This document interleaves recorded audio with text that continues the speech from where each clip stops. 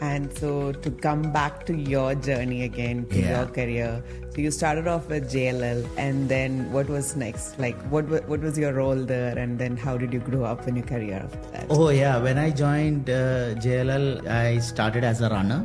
We used to map the city. I started from a city called Bangalore in India. Nice. And that was just when the dot-com bubble had bust in that 1998. was when a lot of activities were happening. It was bust. And then in 2000, when the corporates like Microsoft, Google, for that matter, even Cisco's of the world were looking at places to set up their back-end operations. Nice. Right? Because so they wanted locations that would be ideal where they can find land to build their campuses and operate from and house large amounts of employees. When I say employees, because in real estate, for any company, they would invest largely on three things.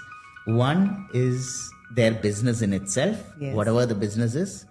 Two is where they function out of. That is their real estate part of it. Yes. And three is their employees. Yes. So that's human resources. Yeah, that's human resources. That is where you put the maximum amount of money, and there's a lot of science that goes into it. So I started by my boss at that point in time said, go walk on the street and find out what are the buildings that are there on this building, on the street. And, that's where I started off from. Right from the basics. Right from the basics, to understand what brought corporates there. Yes. Right? That's where I started off with. It was Jones Lang LaSalle. Then I slowly graduated and then moved city head for another large IPC. When we say IPC, I think that everybody knows about it, but IPC is International Property Consultants. Yes. So those consultants were the torchbearers of corporate real estate. I moved to Colliers as the city head for Colliers. I used to Again in Bangalore. Nice. Again in Bangalore. India was really going through a rise. Boom. The IT boom. People needed space to work out of. They wanted to almost mimic their lifestyles, their counterparts' lifestyles in the United States. Nice. Right? So these companies which had big campuses there in the United States wanted to come and set up offices also in India because they identified India as a talent pool. Nice. I think this is a whole episode in itself that we should focus on how this whole development had come to India. Correct. Yes. And now coming back to your career, what was the next move after that? Yeah, I was again I moved from JLL to Colliers to CB Richard Ellis, which again is a Fortune 500 company. CB Richard Ellis.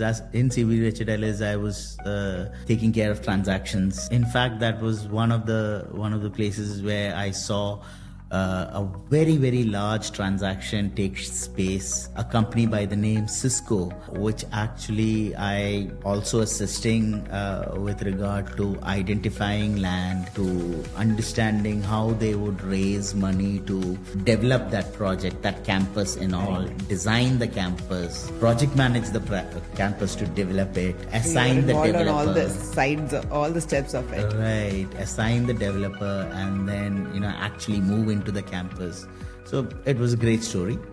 Great journey, in fact. From there, I went to GMR, which is again one of India's largest infrastructure players, where I was heading the airport landside development. I mean, for Indians, it's not anything new, but you would all have flown through the Hyderabad airport campus. Yes. And that's the campus that I, actually help set up and get clients in there. In fact, there's a name called Decathlon that you all know today here in Dubai. Yes. Decathlon was set up their first campus in India in the Hyderabad International Airport.